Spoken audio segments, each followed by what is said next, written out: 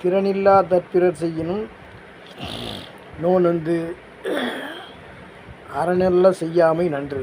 இது இன்றைய நாளுக்கான குறள். இந்த குறளின் பொருள் என்னவென்றால்,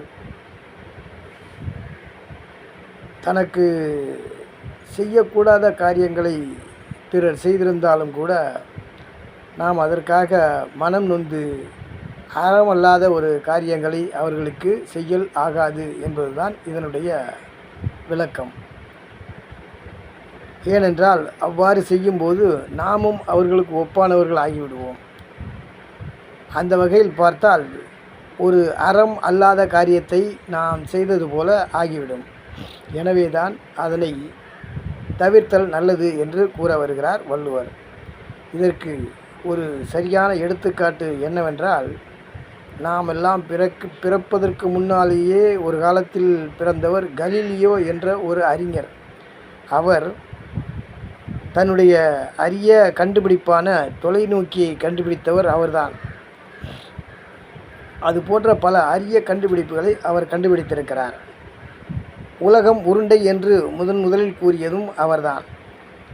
உலகம் உருண்டை என்று கூறிய ஒரு காரணத்திற்காக அன்றைய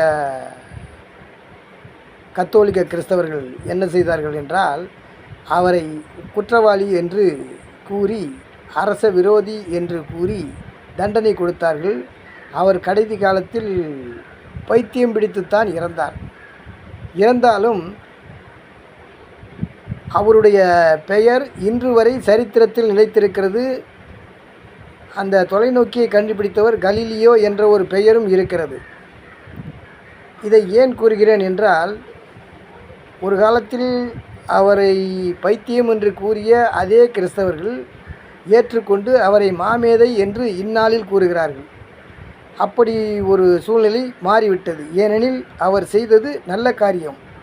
அந்த ஒரு காரணத்திற்காகத்தான் அவருக்கு அந்த பெயர் வந்தது. எனவே தான் யாரும் அறம் அல்லாத காரியங்களை அவ்வாறு செய்யக்கூடாது. நமக்கு ஒருவர் அறத்தை தாண்டிய ஒரு காரியத்தை செய்திருந்தாலும் கூட நாம் அவ்வாறு செய்யக்கூடாது என்று கூறுவது அதற்காகத்தான். ஏனெனில் அவர் புகழ் இன்றும் வாழ்கிறது. இதனைத்தான் கூற வருகிறார் வள்ளுவர். வணக்கம்.